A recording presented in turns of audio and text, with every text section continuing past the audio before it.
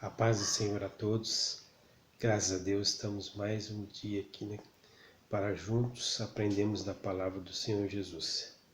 Espero que todos estejam bem em seus lares, em seus afazeres, no seu trabalho. Deus continue abençoando a cada um. E hoje estaremos aprendendo mais uma aula da Escola Bíblica Dominical Vencendo Desafios. Hoje estaremos estudando a lição 8. Para iniciarmos, irmãos, vamos fazer uma oração, agradecendo a Deus por esse dia, por esse momento, pelo fôlego de vida que até que o Senhor nos trouxe. Pai de amor, somos gratos a Ti, Senhor, por cada vida, Pai. Ó Senhor, aquele que está, Senhor Deus, assistindo esse vídeo, Pai. Visita no seu lar, visita no seu trabalho, onde quer que esteja, Pai.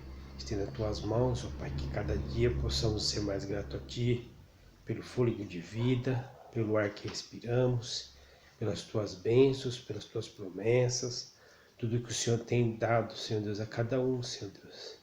Ó Senhor, nos ajuda, Senhor, a atender a Sua palavra, compreendermos e a praticarmos, Senhor Deus, a cada dia. Ó Senhor, que possamos, Senhor Deus, a cada dia, Senhor, aprender mais de Ti, mais da Tua palavra. Ó Senhor, abre a mente, Senhor Deus, abre o coração, aquele que está ouvindo, para que possa entender e compreender a Tua vontade em cada vida. Tudo isso te pedimos e te agradecemos em nome do Senhor Jesus. Irmãos, hoje, nossa lição 8, 24 de maio de 2020, edificado sobre o fundamento dos apóstolos e dos profetas. Como os irmãos sabem, nós estamos estudando essa revista da Escola Bíblica Dominical, que o tema é a Igreja Eleita, remida pelo sangue de Cristo, selada com o Espírito Santo da promessa. Estamos estudando os livros de Efésios, Passamos pelo capítulo 1, Vivenciamos alguns versículos, E agora, hoje estaremos vendo o capítulo 2 de Efésios, irmãos. Vimos na semana passada o capítulo de número 2, versículos 4 a 19. Hoje estaremos vendo a partir do versículo 20,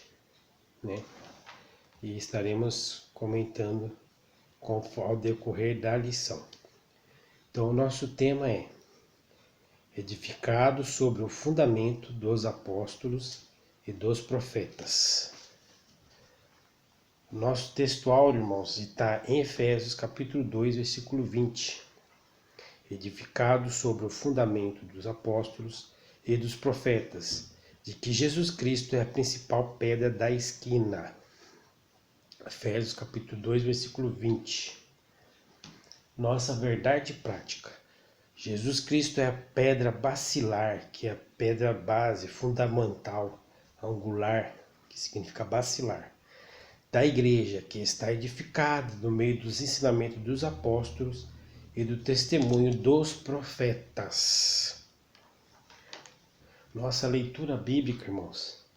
Abra sua Bíblia aí, seu tablet, seu notebook. Vamos estar acompanhando juntamente conosco, aprendendo juntos, irmãos? E juntos chegarmos até o fim dessa lição. Vamos estar lendo Efésios capítulo 2, versículo 20 ao 22 e Mateus capítulo 7, do versículo 24 ao 27. Leiamos juntos, irmãos. Edificado sobre o fundamento dos apóstolos e dos profetas, de que Jesus Cristo é a principal pedra da esquina, no qual todo o edifício bem ajustado cresce para o templo santo do Senhor, no qual também vós juntamente sois edificados para a morada de Deus no Espírito. Agora Mateus 7, irmãos. Todo aquele, pois, que escuta essas minhas palavras e as pratica, assemelhá-lo-ei ao homem prudente, que edificou a sua casa sobre a rocha. E desceu a chuva, e correram rios, e assopraram ventos e combateram aquela casa, e não caiu, porque estava edificada sobre a rocha. E aquele que ouve essas minhas palavras e as não cumpre, compará-lo-ei ao homem insensato, que edificou a sua casa sobre a areia. E desceu a chuva, e correram rios, e assopraram ventos, e combateram aquela casa, e caiu, e foi grande a sua queda. Irmão, o objetivo dessa lição é ensinar que Cristo é a base da igreja e estamos alicerçados na doutrina dos apóstolos e no testemunho dos profetas. Os nossos objetivos, irmãos, dessa lição, é, primeiro, explicitar que no Antigo Testamento Deus habitava no tabernáculo e no templo, mas que no Novo habita em nós por meio do seu Espírito Santo. Apresentar o fundamento da igreja como a doutrina dos apóstolos e testemunho dos profetas. Refletir que somos templos do Espírito Santo e devemos viver em santidade. Bem, irmãos, sabemos, né, que Jesus Cristo é o edificador da igreja, né? E todos os apóstolos, os profetas deram testemunho sobre essa edificação, né? E também podemos dizer que em Cristo nós somos um edifício e Cristo também nos alicerça, né? E dando que sustentação no nosso dia a dia, sustentação ao nosso caminhar, né? E todos esses passos que nós damos são testemunháveis, né? Por quê? Porque Cristo é a nossa base. Vamos para a introdução, irmãos. Bem, por meio da reconciliação, nós aprendemos, através da reconciliação, fomos salvos. Efetivada na cruz, Cristo formou a igreja, né? Nossos versículos de referência, Efésios 2, 13 e 19. Mas agora, unidos com Cristo Jesus, vocês que estavam longe de Deus, foram trazidos para perto dele pela morte de Cristo na cruz. Portanto, vocês, os que não judeus, não são mais estrangeiros nem visitantes. Agora vocês são cidadãos que pertencem ao povo de Deus e são membros da família de Deus. Então, quem estava longe, estava distante, agora está perto, né? Agora tem os mesmos direitos. O apóstolo Paulo a compara com um edifício em construção. A referência é do nossos versículos que lemos aqui, o 2:21, no qual todo edifício bem ajustado cresce para templo santo do Senhor. Irmãos, Jesus Cristo é o edificador dessa construção. Nosso Senhor Jesus, Ele que sustenta. Como está vendo, portanto, nosso ponto principal é Jesus Cristo, é a pedra angular da igreja. Tópico 1, aquele que tem a revista, acompanha. O que não tiver a revista, acompanhe conosco. Um edifício espiritual. Bem, irmãos, os irmãos sabem que o edifício é um prédio, uma edificação, uma casa, né? Tudo que é edificado, o que é edificado? Tem o seu planejamento, tem o seu alicerce, tem a sua construção, tem as suas dificuldades. Aqueles que construíram sabem que eu estou falando. Aquele que não construíram tem a dificuldade de pagar a construção, né? Com muito sacrifício.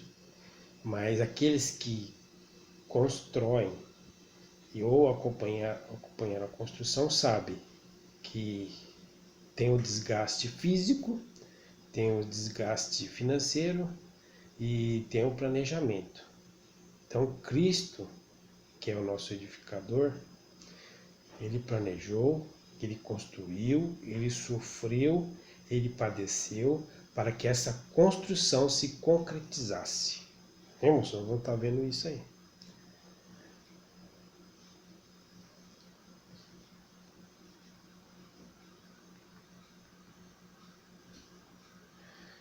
O santuário judeu. O templo em Jerusalém é o símbolo do exclusivismo de Israel como povo de Deus. Povo de Deus. Povo de Deus, né? Aqui. Aí, ao reconciliar ambos os povos, Cristo aboliu as leis cerimoniais, desfez a inimizade entre eles e formou uma nova humanidade, a Igreja, que é o Efésios 2, capítulo 2, versículo 18 e 19. Porque por ele ambos temos acesso ao Pai, no mesmo Espírito. Portanto, vocês, não-judeus, os não-judeus não são mais estrangeiros, nem visitantes. Agora vocês são cidadãos que pertencem ao povo de Deus. São membros da família de Deus. Né? Então nós vemos que o santuário judeu, irmãos, era um símbolo de exclusivismo. Só eles poderiam entrar, só eles poderiam adorar, só eles tinham exclusividade. Outros povos não poderiam. Né? Que nem nós vimos na lição anterior, irmãos. Assim, o templo judaico perde sua relevância e um novo conceito de santuário é apresentado. Então vamos ver que santuário é apresentado no lugar desse santuário de edifício de pedras materiais, né? Vamos estar vendo. Santuário cristão. Os que pertencem a Cristo são comparados a um edifício onde Deus habita em espírito. Versículo 2, 22. No qual também vós juntamente sois edificados para a morada de Deus no Espírito. O ensino apostólico lembra Salomão, quando este reconheceu que o templo em Jerusalém não podia conter a Deus. 1 Reis, capítulo 8, versículo 27. Vamos ler, irmãos? Mas de fato, habitaria Deus na terra? Eis que os céus e até o céu dos céus não te pode conter, quanto menos esta casa que eu edificarei. Então Salomão está aqui, irmão, dizendo onde que Deus pode habitar? Na terra? Nos céus? Né? Não pode conter, né? Porque Deus é grandiosíssimo. Grandiosíssimo. Não pode se conter só entre quatro paredes. Né? Então esse é o santuário cristão. Vamos ver. E reafirma a instrução de Estevão, e que o Altíssimo não habita em templos feitos por mãos de homem. Então Deus não habita em templos por mão de homens. Então vemos que há uma diferença entre o templo da habitação do Espírito Santo, né, e o templo, edificação, quatro paredes. Aí vemos que Estevão dá essa explicação aqui em Atos capítulo 7, versículo 48, que é a referência nossa aqui, irmão. Todavia o Altíssimo não habita em casas feitas por homens, como diz o profeta: o céu é o meu trono, a terra o estrado dos meus pés. Que espécie de casa vocês me edificarão? Diz o Senhor. Ou onde seria meu lugar de descanso? Não foram as minhas mãos que fizeram todas essas coisas? Então foi Deus que criou tudo, irmão. Deus que criou tudo, todas as edificações espirituais, que é o que? Nosso corpo. Ele que criou. Então não há onde conter que Deus, o Espírito de Deus. E o que esse versículo nos adverte também, né? Em que lugar poderia ser feito para o Senhor descansar? Vamos? E outra, desse modo os crentes judeus ou gentios tornaram-se o templo onde o Espírito de Deus habita, em que eles são pedras vivas e um edifício espirituais. 1 Coríntios capítulo 3, versículo 16. Não sabeis vós que sois templo de Deus e que o Espírito de Deus habita em vós? Vós também, como as pedras vivas, sois edificados casa espiritual e sacerdócio santo, para oferecer sacrifícios espirituais agradável a Deus. Então a nossa casa espiritual, nosso corpo, né, que o qual devemos sacrificarmos a cada dia para que seja a morada do Santíssimo. Vamos seguir, irmão? A pedra angular. Na arquitetura antiga, a construção de um edifício requeria uma pedra angular. Nós vamos conhecer, saber o que é uma pedra angular. Ela é trazida como a pedra mais importante ou pedra principal. Alguns exemplos da pedra angular. Irmãos, aqui ó, essa é uma pedra que ela é a sustentação. É através dessa pedra que se baseava a construção, como se fosse hoje a coluna, né? Através da coluna que se coloca no canto que se segue a parede. Então essa pedra, ela o que ela sustentava, né? A coluna, uma coluna principal que sustentava toda a edificação. E aqui em cima nós podemos ver o arco, né? Se arrancar essa pedra aqui, irmãos, toda essa parte aqui desmorona. Se arrancar essa parte aqui, toda a estrutura da edificação cai.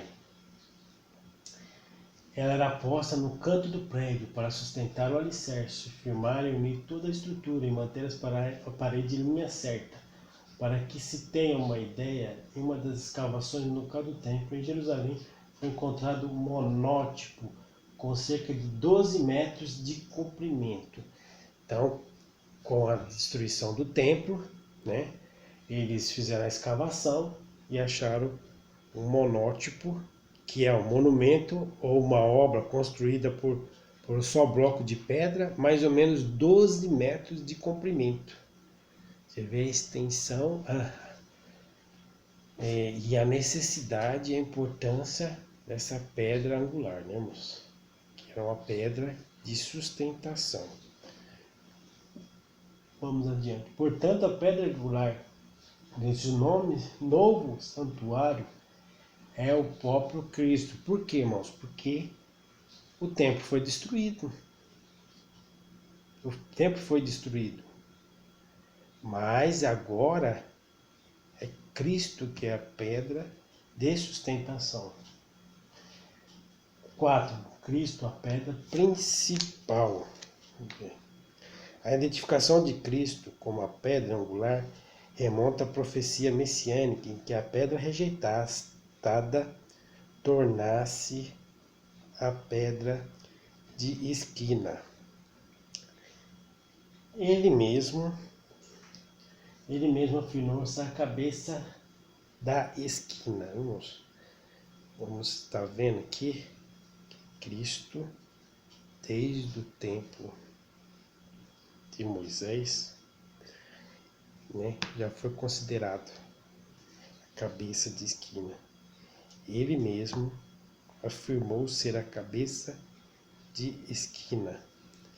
E aqui nós vemos, né, nessa parte aqui, né, que com a destruição do templo, vemos a fragilidade que tem a construção humana, né? E Cristo veio para quê? Para dar uma solidez. Para o quê? Para dar uma sustentação. Uma sustentação não temporária. Uma sustentação não de destruição, mas eterna e de paz. Marcos 12, e versículo 14, ou 10, né? Estamos aqui, ó, nossa referência. Vocês nunca leram esta passagem das Escrituras? A pedra que o construtor rejeitaram tornou-se a pedra angular, que é a pedra principal do alicerce, que é a coluna principal. Vamos no próximo. Portanto, a pedra angular desse novo santuário é o próprio Cristo.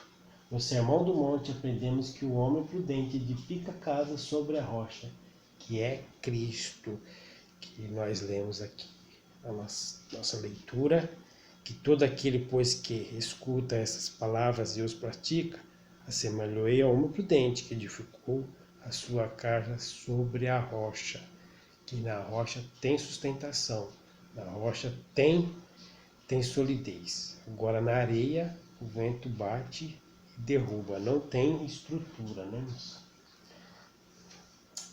O síntese desse tópico: em Cristo, um novo conceito de santuário é construído. Os crentes são comparados a um edifício espiritual, onde Cristo é a pedra principal.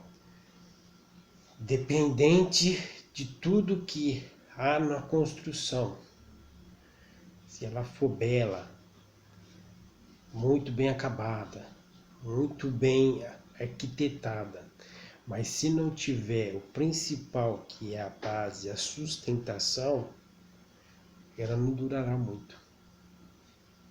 É importante a parte de estética, sim, mas a base, o fundamento é a principal. Vamos. O fundamento dos apóstolos e dos profetas. Vamos lá para o tópico 2. Conceito de apóstolo. O termo grego apóstolos é usado para enviado ou mensageiro, né? Nos evangelhos Mateus, Marcos e Lucas usam o termo quando se refere aos 12 escolhidos de Jesus, né? Nós vemos aqui, irmãos, que o termo apóstolo é usado a enviado ou mensageiro. Eles foram testemunhas oculares do ministério, morte e ressurreição de nosso Senhor Jesus Cristo. Os apóstolos, exceto o apóstolo Paulo, como não sabem, né, que foi destituído apóstolo após a morte, mas os 12 que foram instituídos, eles foram testemunhas oculares. Também, assim Paulo também foi chamado pelo próprio Senhor Jesus para ser apóstolo, né? Então, mas os 12 foram que? Testemunhas oculares de Jesus Cristo, né? E perseveraram, né, irmão? Na doutrina. E vemos aqui a nossa referência em Atos do Apóstolo 1:21, né? Que diz que eles foram testemunhas oculares da parte de Deus, né? Aos apóstolos foi confiado o ministério da palavra, com o compromisso de destruírem a igreja. Olha que responsabilidade, né? Eles foram separados, escolhidos para o quê? Para instruir a igreja. Atos 6, capítulo 2, versículo 4.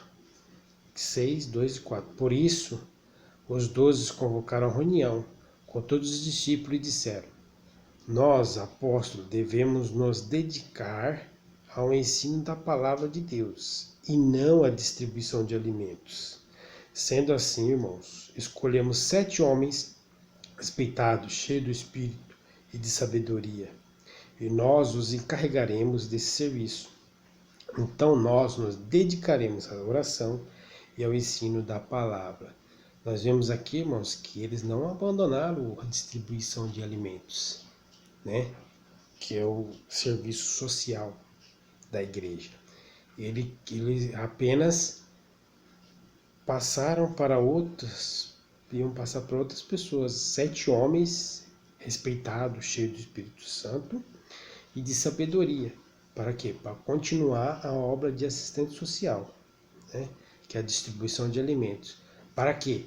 Para eles se dedicarem à oração e no ensino da palavra, porque é através do ensino a solidificação, a estrutura, né? Sem o ensino, a pessoa fica desorientada, não sabe o que fazer. Entendeu? Os apóstolos são aqueles que foram comissionados por Cristo para a igreja primitiva, e a mensagem de Cristo é o fundamento. A doutrina dos apóstolos, embora não se possa desassociar, separar das pessoas o ofício que ocupam, o que constitui o fundamento da igreja, não são os apóstolos em si, mas a doutrina que eles ensinaram, ou seja, as Escrituras. Então, eles não separaram, né, as pessoas o ofício de culpar, né, passaram para outras pessoas, dividiram, né, assim como na igreja tem várias funções, são divididas, né, e para quê? Para se empenhar na doutrina e na oração, que nossa referência é Atos capítulo 2, versículo 42, e perseveravam na doutrina dos apóstolos e na comunhão e no partir do pão e nas orações. Então, o que eles tinham? Eles tinham ensinamento, eles tinham comunhão, e eles tinham alimentação, a partir do pão, e eles oravam. Então, eles tinham tudo isso, não faltava nada. Então, eles não separaram, não desassociaram. Os apóstolos receberam a doutrina diretamente de Cristo. Cristo que orientou eles em tudo, irmãos, né? Receberam a orientação de Cristo que orientou, deu a doutrina. Assim como não se pode mexer na pedra angular depois de colocado o alicerce, igualmente o fundamento da igreja não pode ser violado.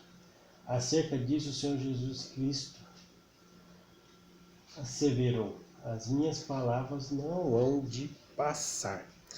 Então, nós vemos aqui que assim como Cristo não pode ser mexido em Cristo, assim como não se pode mexer na pedra depois de colocar, depois que é feito o alicerce.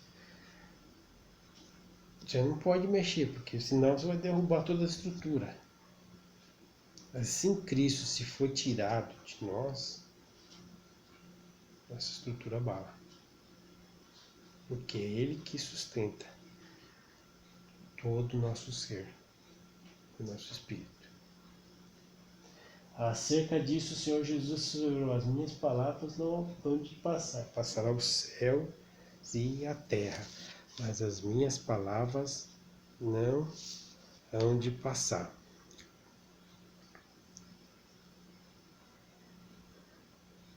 Irmãos, vamos seguir?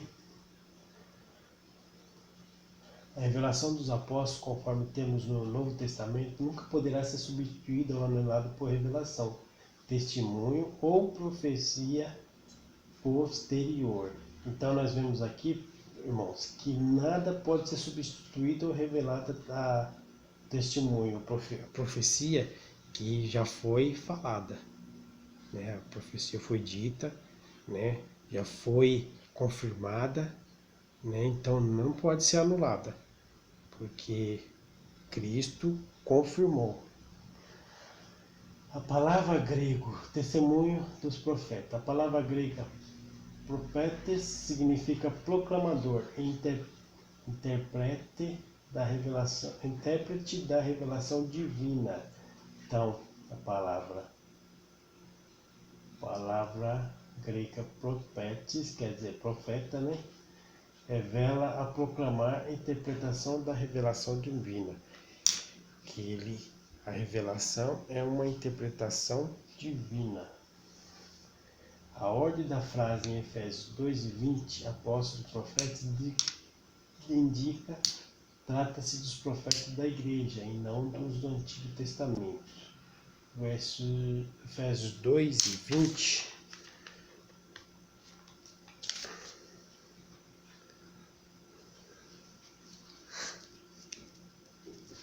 Efésios 2:20, nós temos aqui.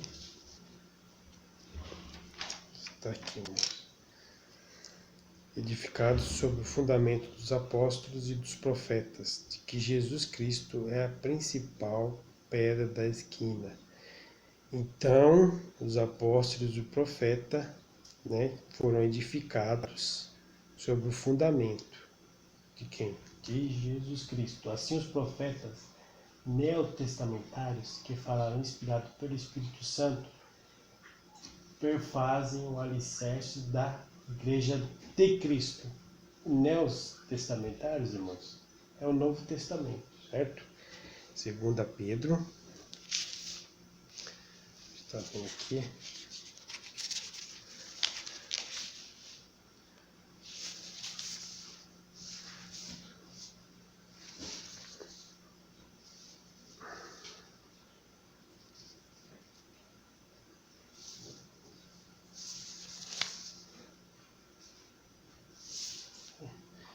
Assim, os profetas neotestamentários, inspirados pelo Espírito Santo,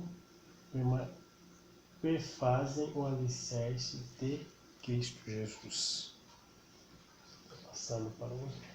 A igreja está edificada sobre a pedra angular, que é o próprio Cristo.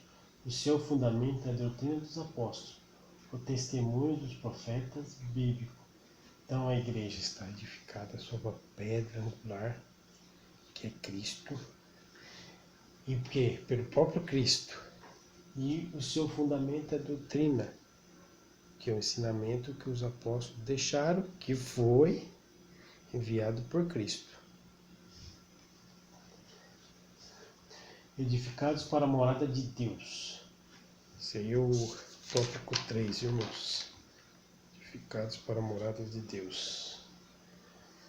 Edifício bem ajustado. Assim como todas as partes do edifício precisam estar harmônicas, o crescimento da igreja também depende de tudo ser bem ajustado a Cristo. Nós vemos aqui em Colossenses capítulo 2, versículo 2.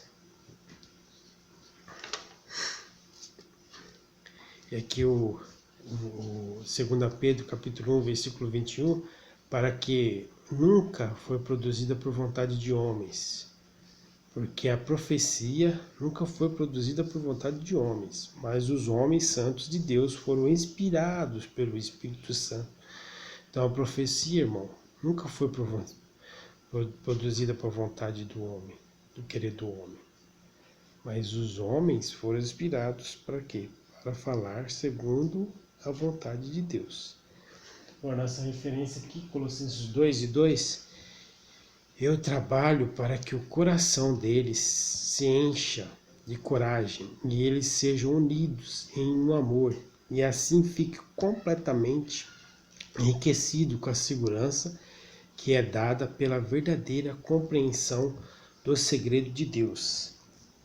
Sabe qual é o segredo de Deus, irmãos? Colossenses 2:2. O segredo é Cristo. O Cristo é o segredo de Deus. Para quê? Para que enriqueçais com segurança e que pela verdade e compreensão, né, no coração. Romanos 14:15, que diz que depende de ser bem ajustado em Cristo. Se você faz com que seu irmão fique triste com o que come, então você não está agindo com amor. Não deixe que a pessoa por quem Cristo morreu se perca por causa da comida que você come. Não dê motivo para os outros falarem mal daquilo que você acha bom. Então o que é? Uma concordância, irmãos. É um tolerar o outro. Eu não gosto disso. O outro não gosta daquilo. Somos diferentes, né? Os dedos da mão são iguais, né? Mas eles se harmonizam. Juntos eles são mais fortes, né? Mesmo sendo diferentes. Mas eles conseguem apalpar. Tem uma finalidade. Vemos? Vamos para o próximo. Próximo tópico. Templo santo no Senhor. A palavra aqui usada para templo é o vocábulo naum, que designa o recinto interior, o lugar santíssimo. Então, os irmãos sabem que tinha divisão no templo lá, lugar santo dos santos, lugar santíssimo. Então, o lugar onde que era feito o sacrifício, onde que era aceito o sacrifício, né? Que só o sacerdote poderia entrar. Todavia, a analogia paulina não se refere a uma estrutura material, mas sim ao crente que se tornou templo santo. Então, é o que? Nós somos o templo do Espírito Santo. 1 Coríntios, capítulo 3, versículo 16. Pois não sabeis que são santuário de Deus e que o Espírito de Deus habita em vós? Olha que responsabilidade, né, irmãos? Antes era habitado num templo feito por homens, um templo de pedra, né, construção. Vindo Cristo rasgando o véu de cima a baixo, dando acesso ao lugar santo dos santos. Vemos essa possibilidade de chegar diante de Deus sem intermediários, diretamente, através do quê? Da nossa comunhão, da nossa oração. Vós também, como pedras vivas, sois edificada casa espiritual e sacerdócio santo. 1 Pedro 2,5, né? Que diz aqui esse versículo. Como resultado, ao desfrutar da comunhão divina, o crente recebe o livre acesso à presença do Pai, tornando-se assim morada de Deus no Espírito, no qual também vós juntamente sois edificados para a morada de Deus no Espírito.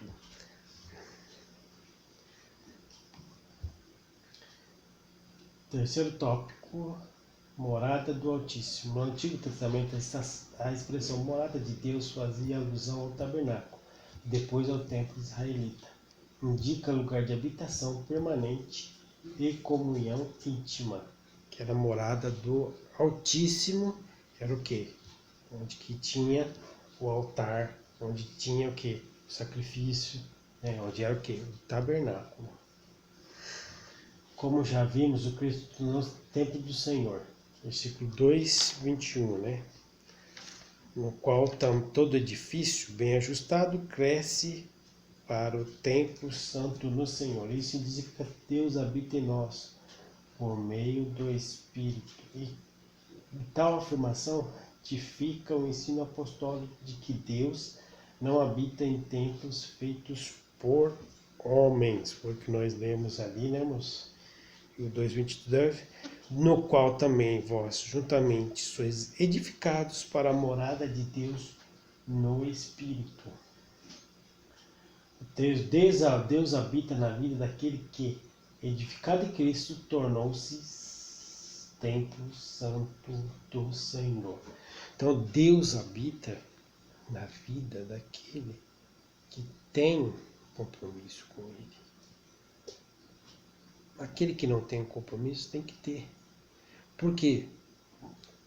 Porque aquele que tem um compromisso, assumiu esse compromisso, tem uma nova vida, e tem um novo entendimento, das coisas espirituais. Aquele que não tem um novo nascimento não tem entendimento, não vai aceitar as coisas espirituais. Então, aquele onde Deus habita tornou-se templo do Espírito Santo de Deus. Tá bom, moço? Concluindo a nossa